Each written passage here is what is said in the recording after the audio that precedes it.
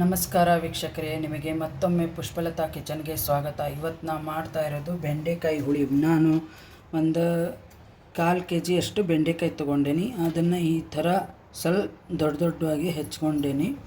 ಅದಕ್ಕೆ ಇಲ್ಲೇ ಬೇಳೆನೂ ಆಲ್ರೆಡಿ ಒಂದು 2 ಕಪ್ ಅಷ್ಟು ಬೇಳೆ ಬೇಯಿಸಿಟ್ಕೊಂಡೇನಿ ಕುಕ್ಕರಲ್ಲಿ.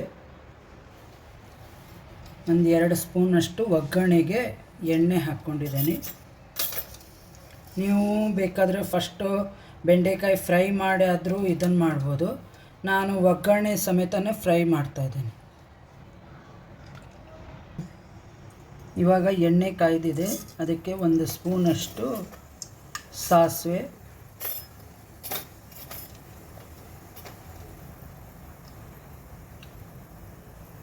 ಇದಕ್ಕೆ ಹಿಂಗೆ ಹಾಕ್ತಾಯಿದ್ದೀನಿ ಸ್ವಲ್ಪ.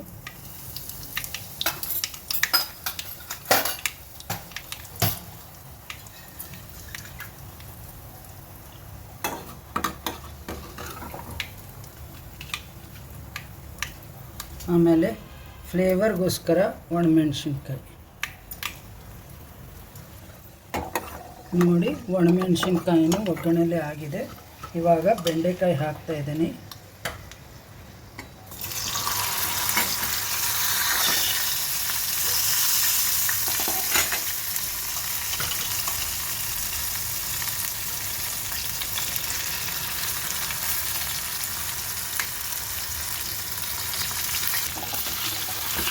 ಫ್ಲೇಮ್ ಸಣ್ಣಕ್ಕೆ ಇಟ್ಕೊಂಡೆ ಫ್ರೈ ಮಾಡಬೇಕು ಬೆಂಡೆಕಾಯಿನ.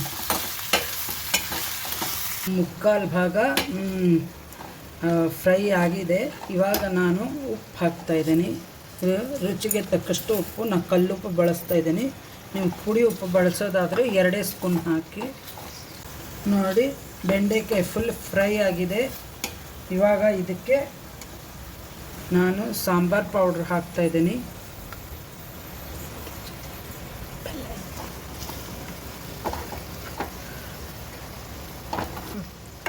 ಸಾಂಬಾರು ಪೌಡ್ರು 3 ಸ್ಪೂನ್ ಹಾಕೀನಿ. ಅದಕ್ಕೆ ಇವಾಗ ಇಲ್ಲೇ ಹುಣಸೆಹಣ್ಣು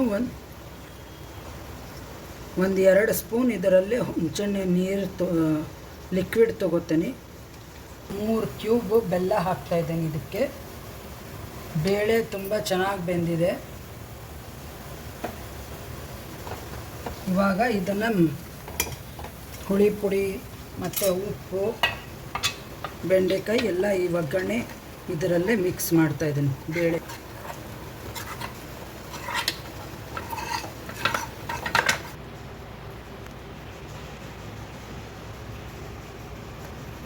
ನೋಡಿ, ಹುಳಿ ಈ ಥಿಕ್ನೆಸ್ ಇರಬೇಕು. ಆವಾಗ ಅನ್ನಕ್ಕಾಗಲಿ ಮುದ್ದೆಗಾಗಲಿ ಚೆನ್ನಾಗಿರುತ್ತೆ. ನೋಡಿ, ಈ ಥರ ಚೆನ್ನಾಗಿ ಕುದಿಬೇಕು. ಸಿಂಪಲ್ಲಾದ ಬೆಂಡೆಕಾಯಿ ಹುಳಿ ಅಥವಾ ಸಾಂಬಾರಂತೂ ಕರಿಬೋದು. ನಾನು ಮನೆಯಲ್ಲೇ ಮಾಡಿದ್ದೆ, ಹುಳಿ ಪೌಡ್ರ್ ಹಾಕೀನಿ. ಮನೆಯಲ್ಲೇ ಮಾಡಿದ್ದು ಹುಳಿ ಪೌಡ್ರದಿಂದ ಸಾಂಬಾರು ಮಾಡಿದರೆ ತುಂಬ ಚೆನ್ನಾಗಿರುತ್ತೆ. ಸಬ್ಸ್ಕ್ರೈಬ್ ಮಾಡಿ. ನಿಮಗೆ ಈ ವಿಡಿಯೋ ಇಷ್ಟ ಆದಲ್ಲಿ ಲೈಕ್ ಮಾಡಿ, ಶೇರ್ ಮಾಡಿ. Thank you.